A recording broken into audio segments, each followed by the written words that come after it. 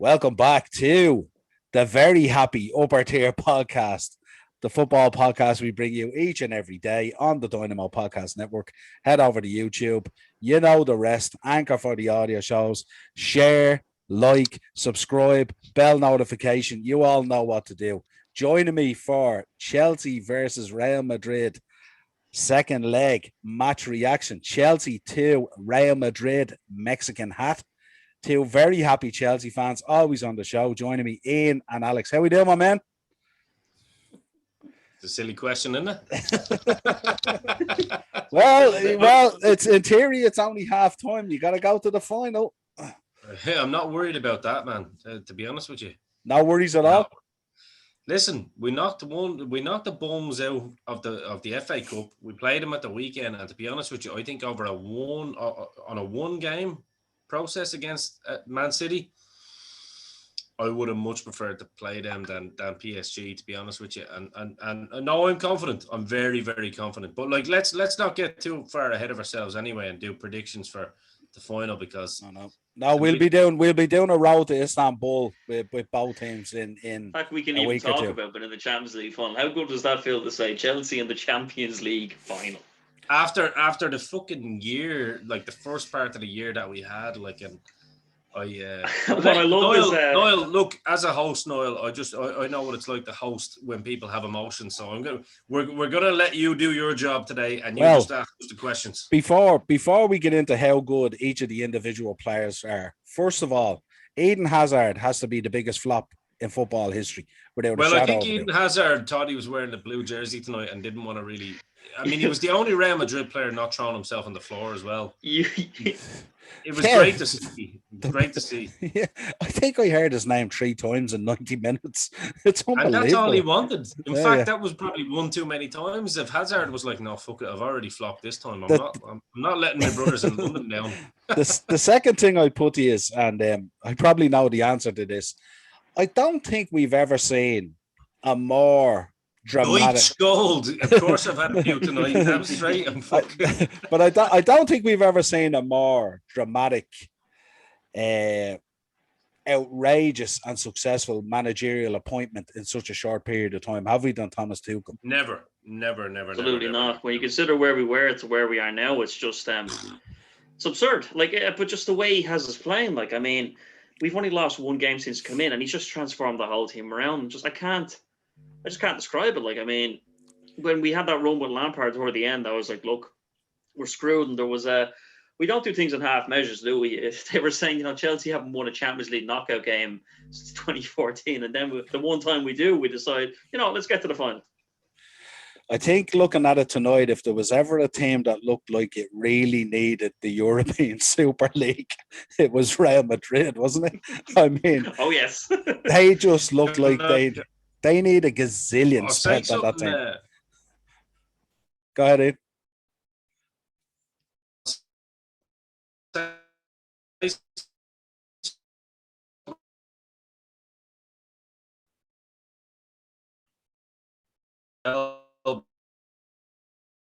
One. Go ahead. Yeah, so basically I remember when I bought this jersey here, right? This is the Champions League. Well, it's not the Champions League final jersey. It was the jersey we were wearing that year. And we got to the final against Man United, the famous Terry Slip, as people like to call it. But I have, as you can see, Mr. Lampard on the back. And that was happenstance because I wanted a Joe Cole jersey. Not that I didn't like. I just wanted something different. You know what I mean? And they were like, "No, we don't have the letters for that, but we have Lampard." And I was like, "Well, all right, yeah, I'll have that." And isn't it ironic, like that? It's the same jersey I wore in the Champions League final when we won it then in 2012, and I wore it again tonight because I was like, right. I don't break it out often, usually to hide the belly that I have now. But yeah, but no, I don't break it out often. I wore it tonight, and I was like, as I was watching that game tonight, it was like, even though it's amazing what Tuchel's doing, and I love Tuchel, to be honest with you, it was the man I was calling for, as you know, Niall. When there were certain doubters, that I was saying, no, Tuchel's perfect for that. club because he can come in and just fix all the little pieces that needed to be fixed. But when I look at how far Mason Mount and all has come, it's like a lot of credit has to be given to Lampard for what he'd done. It was like fate, wasn't it? He came in at the right time just to get the right little things in. Yeah. And it was just perfect. Yeah, and I think as well, like, because I remember earlier in the season, this is before, I suppose, there was talk of Lampard getting sacked. Back in October, I remember we beat Sevilla. I think it was October, November, we bet Sevilla 4-0. And I remember Ferdinand saying, look, he was talking about Chelsea, and he was saying, these are a show for the Champions League final. And I remember the two other pundits like, Anna, you're crazy. I'm telling you, he goes, these could win it. Yeah, Ferdinand seems to like Chelsea these days in a weird way, which is kind of like, because I kind of like Ferdinand too. It's like, oh, where did this all happen?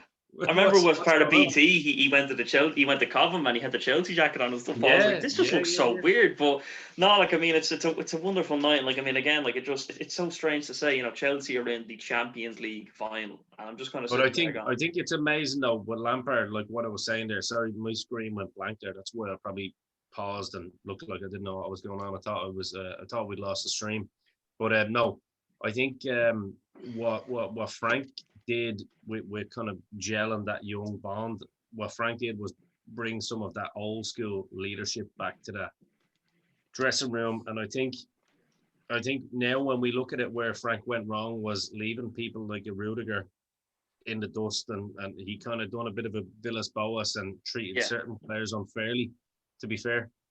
And I'm sure he will look back at that and probably agree with that. But when you look what Tuchel's done, I mean, good Lord, I mean, this is night and day. Just night and day. But this is levels. This is why when people think that, well, it's 11 players on the pitch, anybody can coach. No, there's certain systems, and I mean, there's 3 players I can look at, 4 players that I can look at there right now off the bat and go, wow, that's what a world-class coach does. Yeah. Jorginho. Yeah. Azpilicueta. Yeah. Rudiger. Mm-hmm. Actually, 5. Christensen. I'm going to keep going. And Rudiger. Like, good Lord, those 5 players are players that you would thought were on the periphery. And look at them now. One other one I'd throw in as well, even though he didn't drop his levels at all, I think he's made N'Golo Kante even better than he was. Well, Kante was dropping his levels in terms of his passing ability and stuff like that. He still had energy levels, but I honestly think some of Frank's staff, players were getting injured a lot more. Like Kante was getting injured more than he ever had under the Frank regime, and I don't know what the story with that was. But when you look tonight with Kante in the first game, I know I kind of pointed out that his energy levels and his breakup play was unbelievable, but his passing was letting him down. Tonight, I saw him hit one bum pass, I think, in the first 10 minutes where went out for a throw-in. And then that play for the goal, that turn from Kante, I thought I was watching the Black Del Piero for a second. I was like, what's going on? He's let Jorginho sit in there, hasn't he? And he's become like a box-to-box player, hasn't he? Yeah. Which something that wasn't always in his locker, but he's really now motoring. When he gets it, it's real box to box stuff. So he's like Edgar Davids. He reminds me of Edgar Davids. People always talk about Makelele because they're short and they're similar stature. I think Kante is more like a modern version of Edgar Davids, to be honest with you. Yeah. I think Makelele came out yesterday actually talking about Kante, saying he's become so good. I think we need to rename it the Kante role. Yeah. But no, tonight was just unbelievable. Niall, back to you. Sure. I mean, where do we begin? Before we even went on, we said, "Oh, hang on, someone wants to gate crash the party from backstage." Bring them in. I hope it's Dino because he told me that we were going to get overrun. We've got shit. a Manchester City fan. Hello, lads. We have a run-in. What's the Look story, at this. boys? How are we? From the backstage area, we got the full complement of the final is here now. What's going on? You want to hijack me on my own show? What you want to come on here? You want to come on the Dynamo Podcast Network and hijack me on my own show? Well, I'll tell you what, Wayne. Congratulations. Oh my God. Congratulations on last night. Congratulations on last night. Thank you. And congratulations to you boys. You should have won that 6-0. Oh, easily, man. Easily. It's incredible how it's incredible to see Madrid as such a decline in force. Like, I mean, it was a little bit sad to see actually near, like in the last 2 minutes when we scored the third goal, it was kind of sad to see actually because like I'd be a Madrid fan, like, you know what I mean? The last 10-15 minutes, Chelsea just seemed to be kind of like, all right, you can just, stroll past this defense. You saw Ramos trying to keep up, but he looked all out of sorts. You didn't feel like that though at the time, Alex. Tell the truth. I didn't. No, listen, you did because when we were missing all those chances, I was like, how many chances do we plan on missing in this Alex, game? We're gonna get screenshots here. If you want me to go heel on you, I'm gonna get screenshots. I'm admitting to it. I was admitting to it and he interrupted me. I was saying he says, tell us what happened. Here's what happened. I'll tell you what happened. No, but in fairness, it was a case of I was nervous. I was kind of thinking to myself, Jesus, like how many chances we plan on missing, when you miss chance and you're like that. But I was sitting there texting you going, it was progressive. I was texting you going, should be 3-0 up here? About 5 minutes later, texting should be 4-0 up here. What did I say to you? I kept saying, Alex, relax. It's all good, man. I know, but I was just sitting there like bloody hell. But as soon as that second goal went in, I was like, yep, that's it. We're done. And the fact is, can we just say as well, like the fact that Mason Mount got that goal, a Chelsea boy, proper Chelsea boy. Yeah, I agree with that. Like Phil Foden getting the assist last night. Yeah, exactly, man. I think Phil Foden and Jesus Christ, if I was an England fan, I'd be excited about that partnership. I never thought I'd say I'm jealous of them, but Jesus Christ, that team they have, man, just across the pitch is unreal in England at the moment. But I was going to say, Phil Foden, Declan Rice, and fucking Mason Mount. I mean, come on. Yeah. But tonight, man, Kante was unreal. I don't think anyone could have stopped him tonight, man. He was absolutely brilliant. He was. You missed it just beforehand. I said for that first goal, he was like the Black Del Piero. He just literally that turn that he done was just unbelievable. I was like, what am I watching here? Would last night's Fernandinho not have stopped him? No, I don't think Fernandinho would have done. We'll find out in 3 weeks. Well, we'll find out on Saturday, depending on what we found out a few weeks ago too for the FA Cup. Just saying. That's true. I was going to say he didn't play, but he was one of the second string teams we played, wasn't it? We only let De Bruyne and Cancelo and bloody who else did we play? Diaz. We thought it's only Chelsea. We can play the kids here tonight. So we've always done you in big games, brother. Look, you got. I won't lie to you, lads. It's a bit different for me sitting here than for you. You've been here before. You've had It's strange. It's strange going into a final for like this is our third Champions League final, and it's so strange kind of going in as I suppose somebody with a bit more experience because when we played United before, when we played Munich before, you're kind of sitting there going, okay, these guys have been here, but now we're kind of sitting there going, geez, like we're the ones who've been here before. It's such a new feeling. Around the noisy neighbours, but it's nice though, isn't it? That because isn't it amazing to see that like Man City are in the Champions League final, and Man United are in the fucking Thursday final, the Europa League. I only look obviously best team to win on the day, but I'd love obviously if we win. I'll put on my profile picture on the internet. You remember when Ferguson said in the papers, not in his lifetime will Man City win a Champions League, and here we are on the cusp. Right, though. Well, here not the 10th you'll be in one. Not the 10th fate, but there's still 3 weeks to go to the final, and I hate saying that. All joking aside, lads, I think just based off tonight's game as well, I've been calling this for a little while now, and I've been seeing it week by week, and we seen it against Fulham the other week. Kai Havertz is going to be a world fucking superstar. Yeah. I mean, you know what? It's almost like that's going to be the redemption for fucking letting De Bruyne go. That's how I feel about it. Does that make sense to you, Wayne? It's like he looks like that kind of player that will be the one player that can do it all. You can play him up front. He looks to me. Did you see the nuts he done on fucking Cruz as well? Yeah. And he had to take him down. Just so calm on the ball. I think Timo as well is looking a lot better. He deserved the goal, man. He did. And I'm telling you here now. The man never deserved to score the goal. Timo is not Torres. Timo is not fucking Werner. The lad is 24 years old. With a full pre-season under Tuchel's regime, I'm telling you, that kid is going to score goals next year.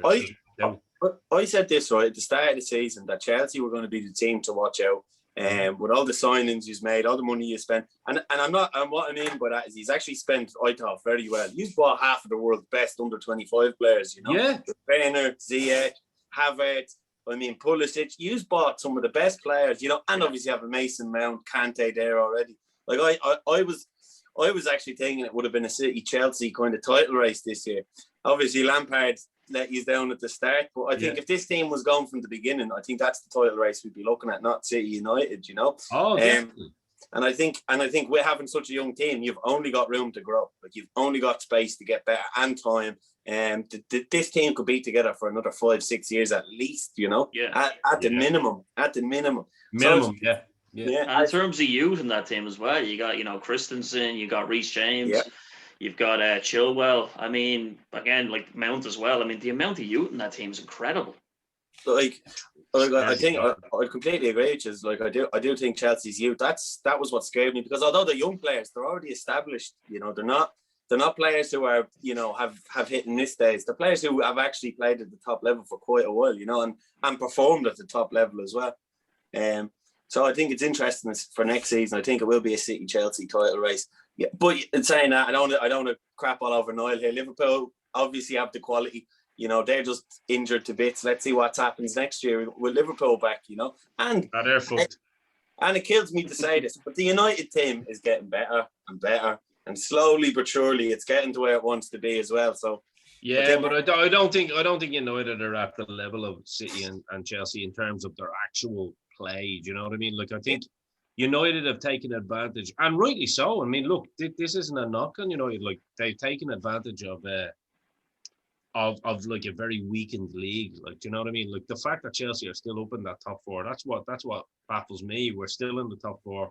If Tuchel had been there from the start, I think it's a different story. I think you're looking at very, very. It's neck and neck. But I agree with you, Wayne. Like it's neck and neck with City and Chelsea. You know what I mean? And do you think it's fair to say, lads, like there was a point in the season where you wrote off top four even happening, you know, where you genuinely sat there and went, "This is done for us." You know? I think when we lost to Leicester, when Lampard, just before Lampard got sacked, I would say so. When we lost 2-0 to Leicester, I was like, "No, like that." I'm not even thinking about it. I was like, "It's scat." I was like, you know, I'm only hoping for the top half finish now. But it was so strange with Tuchel. As soon as he came in, like there was the Wolves game where we didn't score. Like I think we came in on the Tuesday, we played Wolves on the Wednesday. We didn't score. It was 0-0. But I was sitting there going, "Okay, we played well." But then that Sunday we played Burnley and beat them 2-0. But I remember just sitting there going, "Jesus Christ! Like this is a different team." Well, I remember that. I actually remember that because I remember watching the first Chelsea games with Tuchel. And if you remember back to the Sheffield game where Chelsea won 2-1 and almost you could say scraped through, like something that they weren't shown before. And that's when I thought, all right, this team is serious, you know, because the game did not go Chelsea's way at all, and they still got the win out of it, you know. Yeah, and the past couple of years, like the past 2.5 seasons under the likes of Sarri, under Sarri and Lampard, like we always look suspect at the back, and that was the big thing, you know. All the great Chelsea teams over the years have built on a solid defence. Yeah, this is the guy that's just come in. He's just made the defence airtight.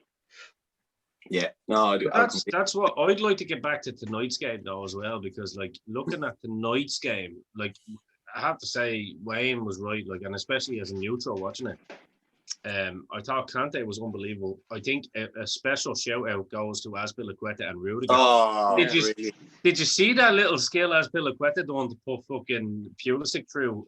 No, there wasn't a goal, but like he was at the sideline. I was like, holy shit! I've never seen Azpilicueta even do that. It's a little back heel. Oh, I thought my it was brilliant God. though. I seen him putting a cross, and I was sure it was going to go in. I was like, what a ball he put into the box, man. Well, Antonio Rudiger at the moment is playing like a prime 1990s Marcel Desailly. It's fucking ridiculous. You know, it's strange. You're seeing all the talk quite rightly about Ruben Dias been amazing. You're all talking about Van Dijk when he's fit, but no one's talking about Rudiger. For me, he has been just on a different planet. Guess who is talking about him though? One of the best centre-backs of all time, Rio Ferdinand. He said it. He goes, he's actually a Rolls-Royce player at the moment. He's forward and back. Whatever his pace, it looks like he must be on steroids, lads, because his fucking pace is just gone. Boom. His athleticism in general, just his sharpness has gone up. His game, the way he thinks about the game. I was never a Rudiger fan, like ever. Me neither. He was never a player. If I'm honest, I used to think he wasn't Chelsea standard, right? If I'm personally honest, but he has proven me wrong. The way he played tonight, man, he was outstanding. Outstanding he was, Me you too. know. Me too. Well, Ian, you probably remember this as a Chelsea fan. As soon as you see a Chelsea player wearing one of those face masks, like he's going to play well tonight. Oh yeah. I was like, I was hoping that. And by the way, lads, as well, just a quick one. Mendy tonight. Oh yes. Honourable mention. Oh, yeah.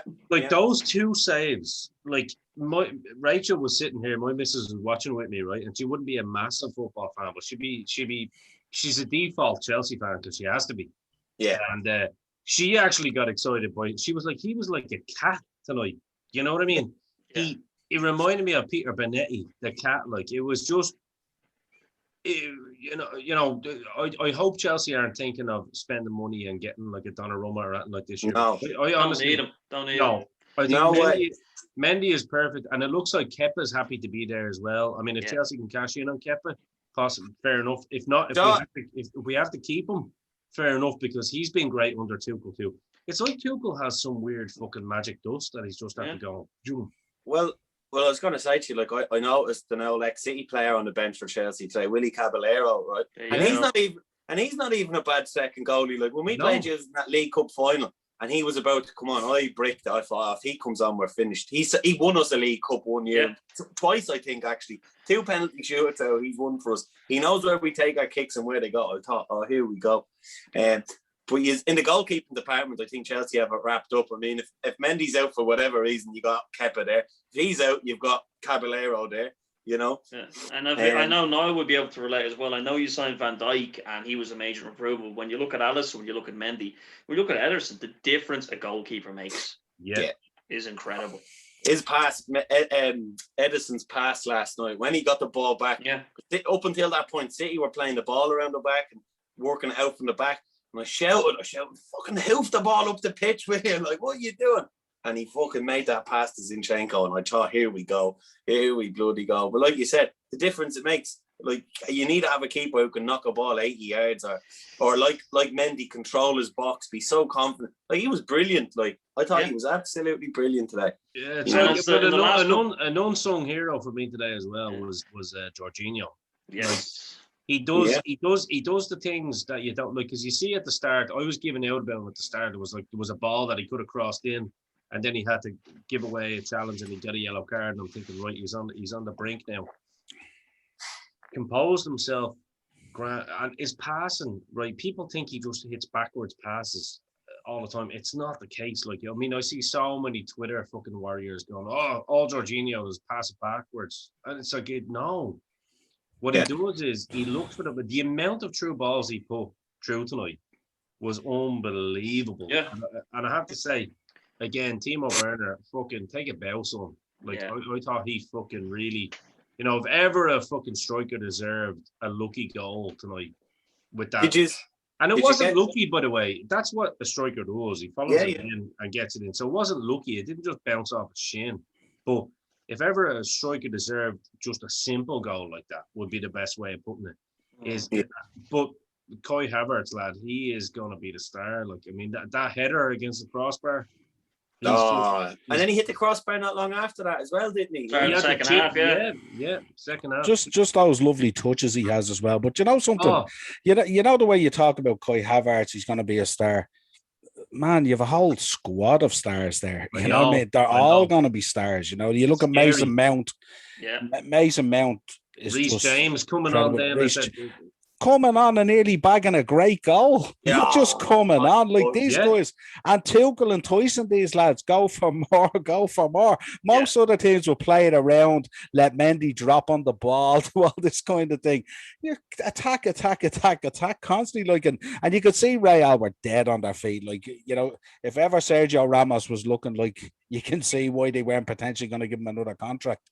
You can see why.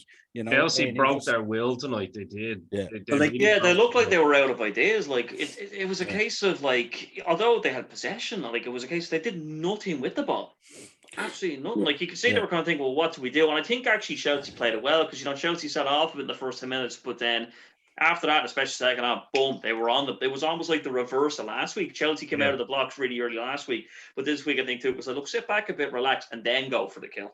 Chelsea thought they were going for the WWE belt in the first 10 minutes. They did with those challenges they were putting in, After the That was first it. 10 minutes, they knew, Real Madrid knew they were in Stamford Bridge playing Chelsea. Jesus. That's another thing as well, because no, you make a Yeah, good point there, that's a good because shout. like, Madrid are always such a physical team, but the first few minutes, Chelsea let them know they were in a game. But that's what I heard Steve McManaman say. He goes like, Real Madrid are trying to be physical with Chelsea, but Chelsea actually outmuscled them in every department. You know, And they're what I mean? kids, they're playing against kids. These are all Yeah. 30 plus year old men who've been around the block. You've got Sergio Ramos, Cruz. You've got big players in there, who've done this, know how to play games like this. Yeah. And Chelsea were just better. And One of my favourite parts, though, was when Havertz on the ground, you saw Nacho grab him by the jersey, you saw Azpilicueta come over and reef, like, go on, get on. Oh, that was Nacho, yeah. I When can't Havertz- that was a off for Nacho. that personally, man, because the So tackle did was I. heavy enough, and in the reaction, I thought, yeah, you can't be doing that. But I just love them trying to be tough, and you saw Azpilicueta, probably, one of the nicest players you're going to see, get up and just throw him away. And, like, Well, enough of that. I'm gonna make a statement here that I think that, and this is because Niall knows exactly how I felt about Azpilicueta for a while. I loved Azpilicueta, always have done it as a player, but I was like, wrong choice of captain. He's been given the captaincy purely on his tenure. You know what I mean? He's been given the captaincy purely because of his longevity. However, and like under Lampard, it was the same. It was like, there's no leadership in this team. Yeah. You know what I mean? Like Azpilicueta isn't leading these players to anything. The head's down, and since Tuchel's come in, Azpilicueta has turned into the little Spanish John Terry. Like, he's got that fire in the belly. He's fucking shoulder barging fuckers. He's pulling players off each other, and you can see it in him. And it's like, that's the power of a great manager. Like, look at Mourinho. Mourinho done that to players like Lampard, the quiet players. You know what I mean? The lads that. Go ahead, Noel. Sorry. No, I was going to say, I think the most satisfying thing for me looking on as a neutral is, I'd have to say that, finally you get a final where probably the two teams who've played the best football in Europe this season, the Champions League, are in the final. So they've got their just rewards, as opposed to like, and may the best team win kind of deal. You know what I mean? Yeah, but it's just refreshing to see that, like, it's kind of like football wins, and it's a great advertisement as well for the Premier League, because this is out of 3 years, 2 of the years I've had 4 teams out of the Premier League in the final, and we could potentially tomorrow night have another final with 2 Premier League teams as well. Yeah, exactly. So it is really refreshing to see that the level of the Premier League compared to those other leagues has really stepped up as well. I mean, the gulf and talent tonight was incredible. Like, you know what I mean? It was,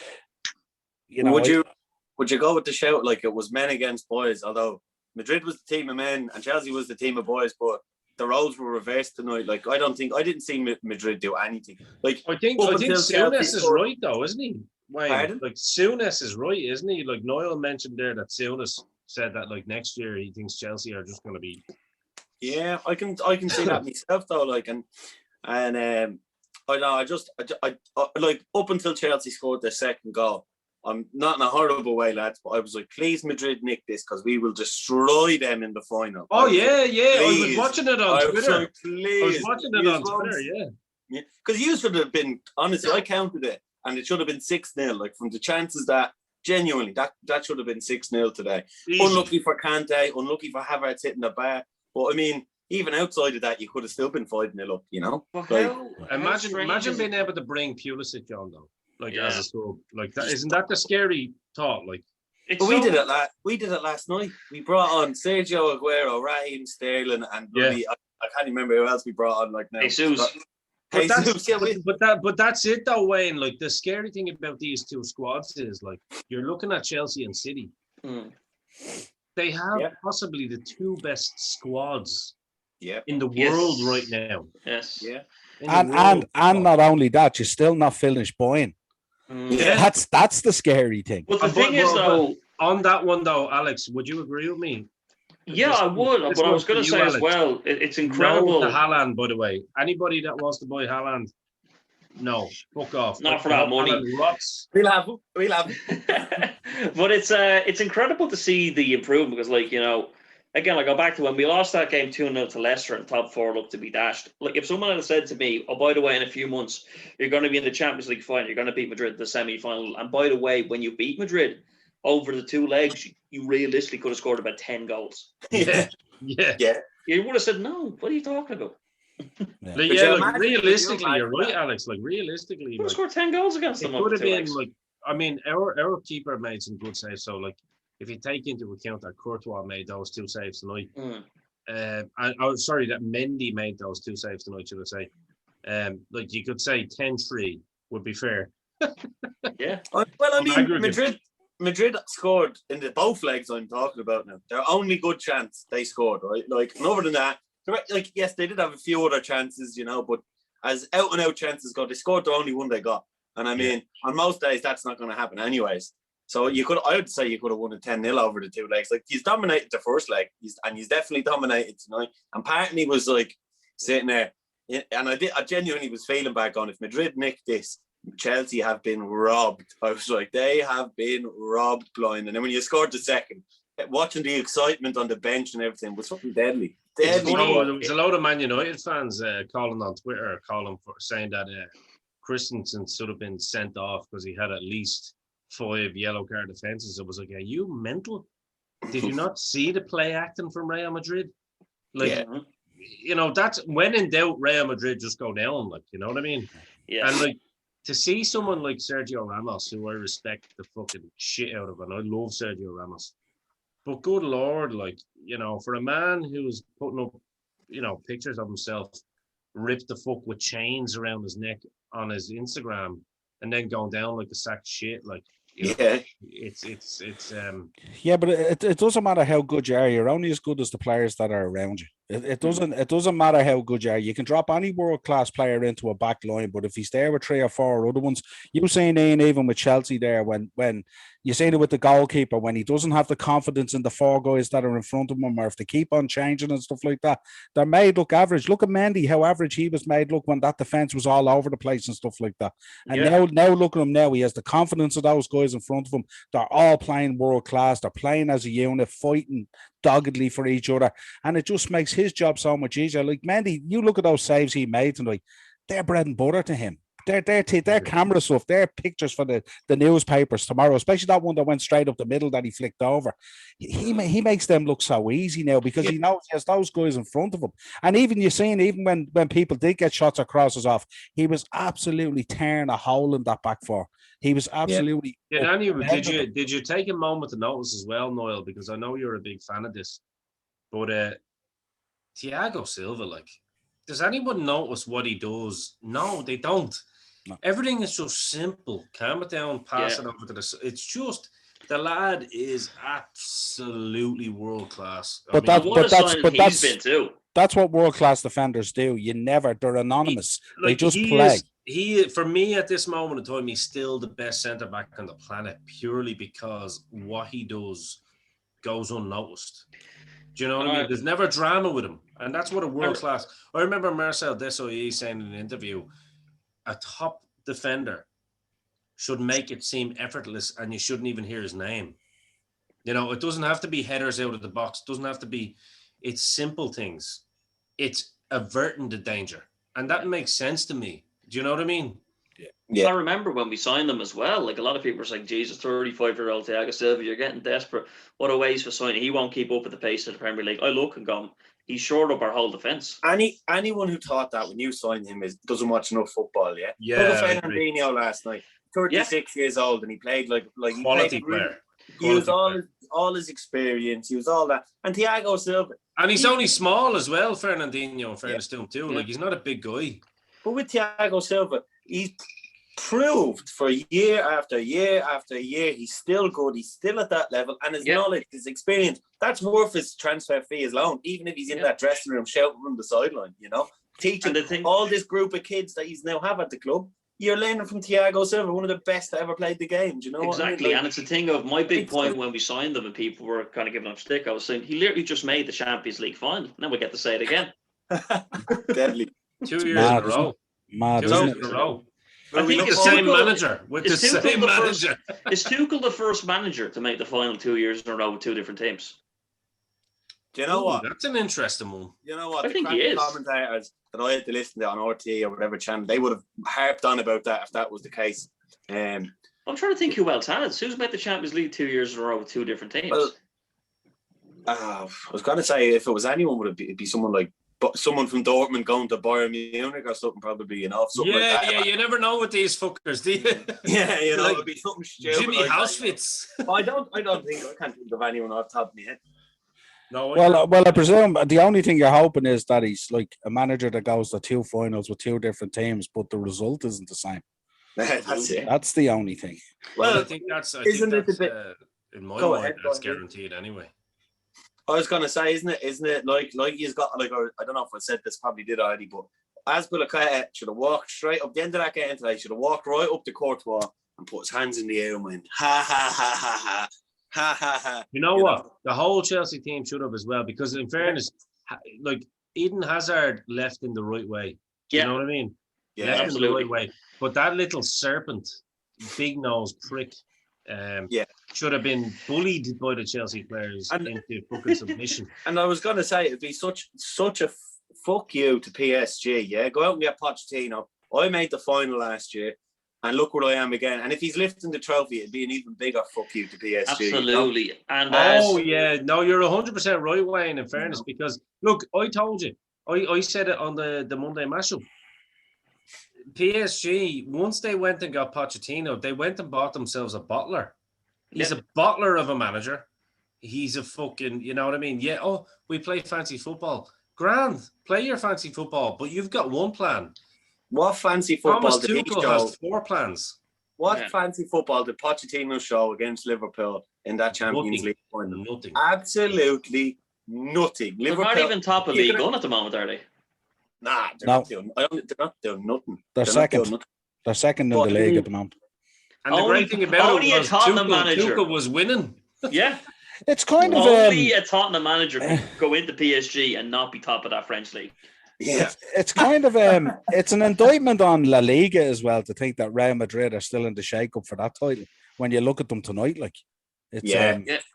But if you look at the whole run, though, like the 3 teams that are in contention for that title, Barcelona absolutely smashed by PSG, Atletico Madrid made to look very average by Chelsea, and Real Madrid made to look even more average by Chelsea. There and Sevilla were in that race, so I got beaten. And Liverpool were the better Chelsea. team as well against Real Madrid too. Absolutely. Yeah. Are we going to look forward to the final then? No, we're gonna be doing a separate show. We're gonna do a road to Istanbul, and I just have to figure out the structure of that show. I want to go back and look at both paths to the final, really. Can I just say, after the 2005 Ghost goal, it just feels very right to be going to a Champions League final in Istanbul. Yeah, I think so. There's a video I saw today, right? It was after we were bought out in 2008, and it was the following season in 2009. And Man City, we finished the highest we ever finished in the league. And the City fans on the ground were singing, "We're going to Istanbul. We're going to Istanbul." Only took them 13 years, 12 years to do it, but they weren't bloody wrong. Here we are. To be honest with you, like seeing Wayne now, like, you know, getting his first Champions League final as well and being a real kind of City fan as well, it's gonna, you know, it's gonna, like, I remember my first beer. This is the thing. Like, I remember one of my first seasons supporting football. Like, I was only 7 or 8 when I started supporting, and it was the Anelka played for us. Sean Goater. We beat United at Main Road 3-1. Sean Goater robbed the ball off Gary Neville, if you remember, and then ran it in and passed Barthez. That season, we fought for relegation. Like, we nearly went down. I went down to the last game of the season, and we stayed up. And that was like a pivotal. Like, that's what I was growing up. You know, that's what I was growing up watching, celebrating. Like, I remember screaming because we didn't get relegated. I was like, "Yeah, this is it," you know. And here we are now. That's great to hear, though, because, you know, you've actually got now a podcast with like Chelsea fans and Liverpool fans, or sorry, City fans, and it's like, right, we aren't the plastic clubs at all, because for me it's the same. Like, my first ever season following Chelsea was when fucking Kerry Dixon was playing, and it was his last season. It was his absolute last season, and we had that little. Remember the blue jersey? You'll know the jersey, Alex. Commodore. It was the blue jersey with the and it was just like they had the kind of white going down, the white. Yeah, I remember. Yeah. Diamonds. And the following season, I believe it was. I could be wrong. The following season it was. I think we signed Glenn Hoddle as a player coach. And then it was Hoddle that actually started this trend with Chelsea, bringing in Ruud Gullit and bringing in Yeah. bringing in Gianluca Vialli, and then obviously Hullet came on as player coach then and brought in Gianfranco Zola, who arguably to some Chelsea fans is still the greatest Chelsea player of all time. And people forget, like, I mean, people talk about when Roman bought the club in 2003 that we were like Tranmere Rovers or something. No, like, I mean, throughout the 90s, like the later 90s and the early 2000s. We were bigger than Tottenham anyway, put it that way. Chelsea were a good team. Like, I mean, I remember I said to my friend, I was like, I said to him before Roman bought the club, I said we were top 6 regulars. And he was like, oh, as if. But he was like, as if. And then I sent him like a thing and was like, the previous 7 seasons before Roman came in, we didn't finish lower than 6. So I was like, we were literally top 6. I love how Tottenham still believe they're a big club. They're fucking not. They're a club run by a bleeding Jew owner. And, you know, you can't say that name, even though he's from fucking Jerusalem or whatever the fuck. Did you see the only good thing about that Super League coverage is, do you remember when they did, it was on some news channel and they were doing about the Super League and it was like, oh, the Super League is gonna, and I swear to God, it wasn't even satirical. Your man was like, oh, all the top club in England are going to the Super League and Tottenham. lads, I'm not messing here. You're after making it to a Champions League final and you're discussing Tottenham. What are you doing? You know what's great about it is that Tottenham got to a Champions League final and now they think they're a big club. And Daniel Levy, the person that I was alluding to there, literally counting his fucking pennies in the corner. You can imagine him like Schmeigel going, "Ooh, Super League." The only English team who haven't apologised. So every English team, including Man United, they've all sent apologies out to their fans, except for Tottenham. The only one who hasn't done it because they've no fucking shame. No shame, no backbone. Absolutely. They're too busy sending out finalist merchandise to them. Someone buy it, please. But there you go. Speaking of finals, though, like, I mean, that's the main thing, as I was saying, you know, it's funny because growing up, it was, you know, Chelsea and City, you know, they're whatever. They're not real clubs. They're not proper clubs like us. It's like, lads, we're both in the Champions League final. You are all free to watch. The two clubs that are apparently. Well, I'll tell you how I'm going to finish this. This is my personal feeling on tonight's game. We made Real Madrid look absolutely average. It's the first time Chelsea have played Real Madrid in the Champions League final under that banner. We played them in the Super Cup in '98 with Poyet scoring and the Cup Winners' Cup. Yeah, but in terms of I was expecting more from Madrid, but at the same time, I think let's not expect much from Madrid. Let's expect the fact that Chelsea made them look ordinary. And I think that's realistically what happened. You know what I mean? And just a quick question, sorry to interrupt, quick question for all you guys. How many teams can say that they have faced Real Madrid numerous times in different European competitions and have never lost to them? True. Yeah. Yeah, it's a good point, all right. Yeah. There's not a whole lot you can add to that. The only thing I'll add so we can close it out is I think we're going to get a great final, lads. So two teams on the you hit the nail on the head there earlier, man. The two teams that are playing the best football at the moment, the two teams that are in absolute top form, and we get a preview on Saturday as well. If we get Chelsea from today and Man City from yesterday, that final is going to be unbelievable. They were the two. I agree. You know, that Man City performance yesterday was one of the best I've ever watched us do. Like, in all of the games I've watched, that was one of the best. Yeah. I'd nearly say it was better than watching us beat United 6-1 at Old Trafford. But I would agree with you, Wayne. I think if you've got both teams on the form that we saw tonight and yesterday, you can flip a coin. Well, like, you don't get me wrong, either team goes 2-0 up, right? For argument's sake, the final. Both teams have the quality to turn that around. Both teams have a Phil Foden, a Kevin De Bruyne, a Mason Mount, a Pulisic that can just change the game on a coin, you know, just turn it over. Just like that. So I think we've seen once again that despite the talk about all the other leagues around Europe, the Premier League is without a doubt the best league in the world. Hands down. Absolutely. I just like to say thank God I'm a neutral. I don't want to be either of you guys in 3 weeks. I could just sit there and enjoy the football. Like, you know? I dare say that the match reaction after the Champions League final may or may not happen with me on it. I don't know. It's Well, I'm gonna be We'll honest. see what happens. I'm gonna be See what honest. happens, Like, see how I if we feel. don't win, I can't promise I'm on it. listen, when the bell rings for round 12, you still got to get off the stool and come out of the corner. That's I it. can't Oh, promise. there's I a can't promise I'll be on match. if we do win. I don't know if I'll have a voice.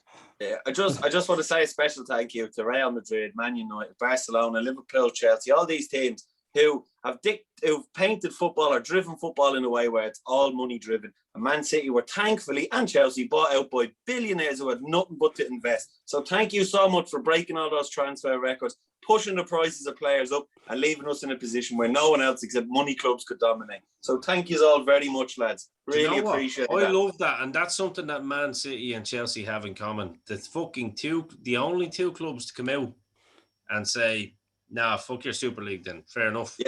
Yeah. Well, lads, it's been a pleasure as always. This has been your Chelsea versus Real Madrid match reaction with a little bit of Man City gate crashing, which we appreciate as always. Lads, pleasure as always. Dynamo Podcast Network, Curly-headed YouTube. fuck. Head over to YouTube. You know what to do. Anchor for the audio versions of the show. Lads, it's going to be a war in 3 weeks, ain't it? Cannot wait. Go. Let's go. go, It's gonna boys. be Let's good. go. Till next time.